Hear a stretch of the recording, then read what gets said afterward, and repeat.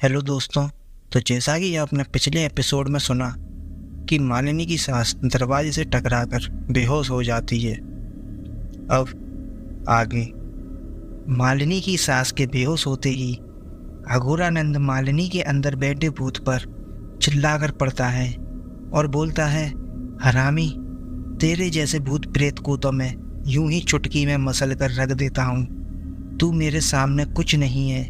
ये दरवाज़ा बजा बजा कर किसको डरा रहा है? ये ऐसे दरवाजे बजाकर किसी और को डरा जाकर, समझा तू? ये सुनकर मालिनी के अंदर बैठा भूत जोर जोर से हूँ करता हुआ और जोर से दरवाजे बजाने लग जाता है।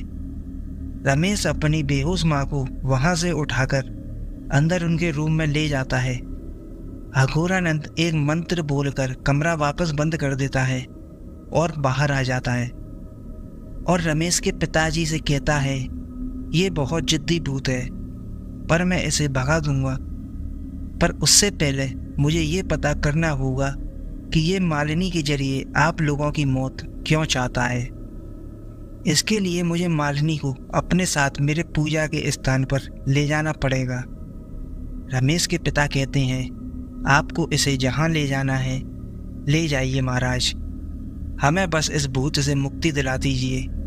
हम तीनों का दिन रात का चैन इस भूत ने छीन लिया है। अघोरानंद ने कहा, ठीक है, मैं कल इसको अपने साथ बांध कर ले जाऊंगा। अभी मैंने एक मंत्र बोलकर इसे इस कमरे में बांध दिया है। आप गलती से भी ये कमरा मत खोलिएगा, नहीं तो ये भूत किसी की भी जान ले सकता है। रमेश के पिता बोले, आप चिंता मत कीजिए, हम ये दरवाज़ा अब नहीं खोलने वाले। करीब 2 घंटे बाद मालिनी की सास को होश आता है। होश में आते ही वो दर्द से चीख उठती है क्योंकि उसकी कमर में बहुत जोर से चोट लगी थी। उसके चीखते ही रमेश दूसरे कमरे से भागकर अपनी माँ के पास आता है और कुछ दर्द की दवाइयाँ देता है। इधर रात के 2 बजते ही मालिनी कमरे से जोर जोर से चिल्लाने लग जाती है, दरवाज़ा खोलो, खोलो दरवाज़ा। आप लोगों ने मुझे इस तरह से क्यों बंद कर रखा है? रमेश, दरवाज़ा खोलो प्लीज़, प्लीज़ रमेश, दरवाज़ा खोलो। मालिनी के इस तरह चिल्लाने से तीनों डर के मारे कांपने लग जाते हैं। करीब 3 बजे रात को मालिनी के कमरे का दरवाज़ा अपने आप खुल जाता है और मालिनी कमरे से बाहर आकर रमेश को पुकारने लग जाती है, रमेश, रमेश, कहाँ हो रमेश? तीनों दूसरे कमरे में दुबके हुए चुपचाप मालिनी को देख रहे थे, पर वो लोग मालिनी के सामने नहीं आते। थोड़ी देर बाद उन तीनों को मालिनी नॉर्मल दिखती है तो रमेश के पिता हिम्मत करके उसके सामने आकर कहते हैं, तुम ठीक हो मालिनी? मालिनी ने कहा, हाँ बाबूजी, मैं तो ठीक हूँ, मुझे क्या हुआ है? आप लोगों ने मुझे कमरे में इस तरह बंद करके क्यों रखा हुआ था? मालिनी के पिता ने हकलाते हुए कहा, वो बेटा, तुम थोड़ी बीमार थी, इसीलिए कमरा बंद कर दिया था ताकि तुम चैन से सो पाओ। रमेश के पिता के इतना कहते ही मालिनी अचानक उनका गला पकड़कर एक हाथ से ऊपर उठा लेती है और गुस्सा करती हुई कहती है, मैं बीमार हूँ बुड्ढे, अब तेरा खून पीकर ठीक हो जाऊंगी मैं। ये बोलते बोलते मालिनी एक पिशाचिनी के रूप में बदलने लग जाती है। उसके नाखून लंबे होने लग जाते हैं, उसके मुंह के 4 लंबे नुकीले दांत बाहर निकल आते हैं। किसी राक्षसनी की तरह आंखें खूनी लाल और डरावनी हो जाती हैं और उसके बदन की चमड़ी झूलने लग जाती है। उसका रंग काला हो जाता है और वो गुस्सा करती हुई, चिड़चिड़ाते हुए रमेश के पिता के बदन में अपने लंबे दांत गड़ाकर उनका खून चूसने लग जाती है। आधे घंटे में ही रमेश के पिता के शरीर का पूरा खून खत्म हो जाता है और वो वहीं ढेर हो जाते हैं। रमेश की माँ ये सब देखकर फिर बेहोश हो जाती है और रमेश ये सब देखकर बहुत घबरा जाता है। वो अपनी माँ और बाबूजी को वहीं छोड़कर भागकर अघोरानंद के यहाँ चला जाता है और मालिनी कैसे उसके बाबूजी का खून चूस रही थी ये अघोरानंद को बताता है। ये सब सुन के अघोरानंद को बहुत गुस्सा आया। अघोरानंद ने कहा, मैंने कहा था ना, उसके कमरे का दरवाजा मत खोलना, ये अब किसी की भी जान ले सकती है, पर तुम लोगों की समझ में नहीं आता है। अब भुगतो, क्या करने आए हो यहाँ? अब वो तुम्हारा खून पिएगी, समझे? जाओ यहाँ से। रमेश ने कहा, हमें माफ़ कर दीजिए महाराज, प्लीज़। हमने उसका दरवाज़ा नहीं खोला महाराज, वो दरवाज़ा रात को 3 बजे खुद ही खुल गया था और मालिनी भी उस वक्त नॉर्मल लग रही थी महाराज। अघोरानंद बोला, क्या कहा तुमने? उसका दरवाज़ा खुद ही खुल गया था? वो तुम्हारे पिता का खून पी रही थी? रमेश ने कहा, हाँ महाराज, ये तो पिशाच है। ये बोलकर अघोरानंद जल्दी से रमेश के साथ उसके घर आ जाता है। सूर्य की पहली किरण फूटते ही मालिनी नॉर्मल हो जाती है और अपने ससुर के मृत शरीर के पास बैठकर विलाप करने लग जाती है। अघोरानंद रमेश के साथ उसके घर जाते ही पिशाच को ललकारता है, कहाँ गया बुज़दिल, मेरे आते ही भाग गया। तुझे ऐसी जगह बंद करूँगा, तू खून तो गया, पानी के लिए भी तरसेगा। सूर्य की रोशनी में तेरा बदन जलता है ना, अब तू देख, इसी सूर्य की रोशनी में मैं तुझे भस्म कर दूंगा बुज़दिल।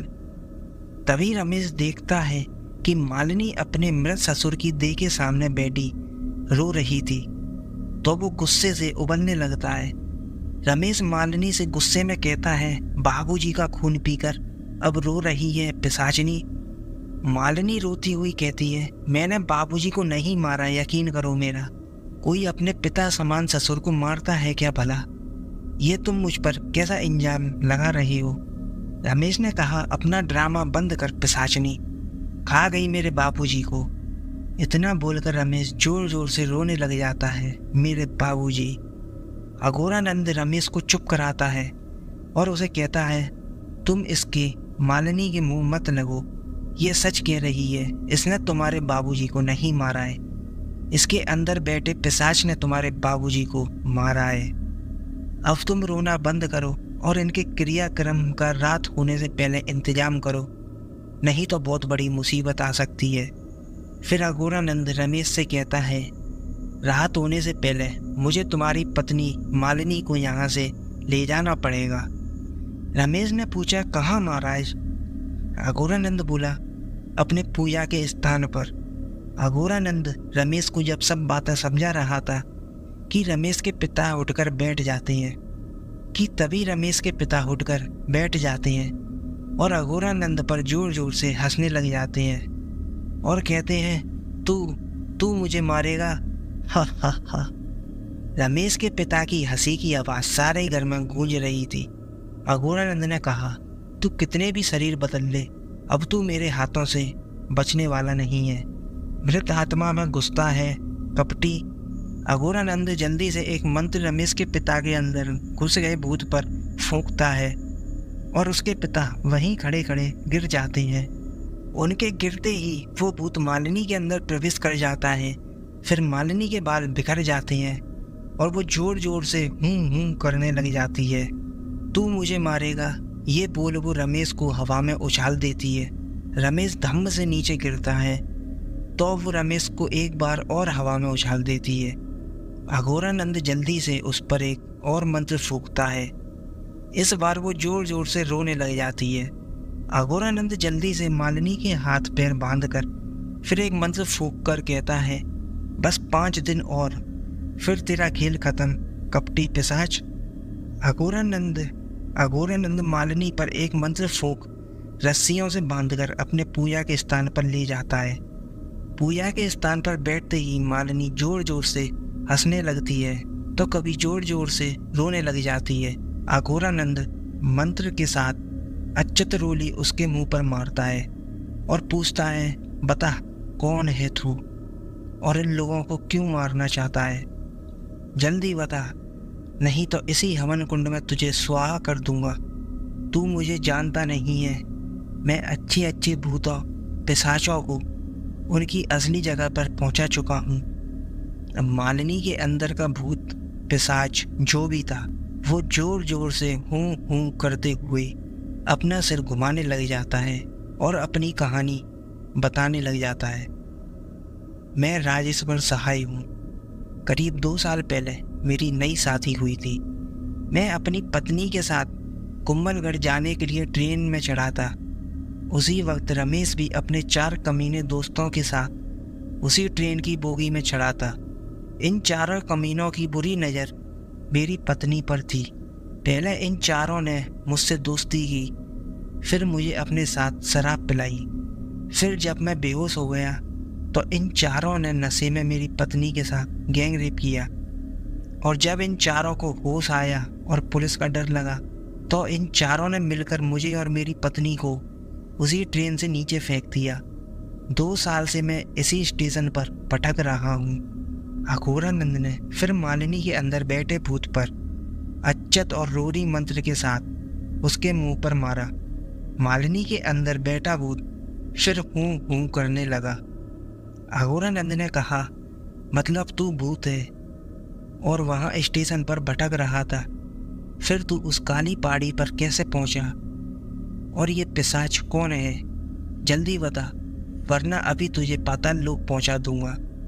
मालिनी के अंदर बैठे भूत ने कहा, मैं उस पिशाच के बस में हूँ। उस पिशाच ने मुझे अपनी हवस मिटाने के लिए नई दुल्हन को लाने का काम सौंप रखा है। मैं आधी रात को आवाज़ लगाकर मालिनी को उठा के उसके पास ले जाता हूँ। अघोरानंद ने एक मंत्र फूंककर बिना देरी किए उस भूत को बोतल में बंद कर लिया। भूत के बोतल में बंद होते ही पिशाच खुद ही गायब हो जाता है और रमेश को और उसके साथियों को पुलिस पकड़ कर ले जाती है। उन सभी को आजीवन कारावास की सज़ा सुनाई जाती है और मालिनी और उसकी सास गांव वापस लौट जाती हैं। तो दोस्तों, बुरे काम का नतीजा हमेशा बुरा ही होता है। अगर दोस्तों आपको हमारी भूतिया कहानी पसंद आती हैं तो हमारे चैनल को सब्सक्राइब ज़रूर करें। धन्यवाद।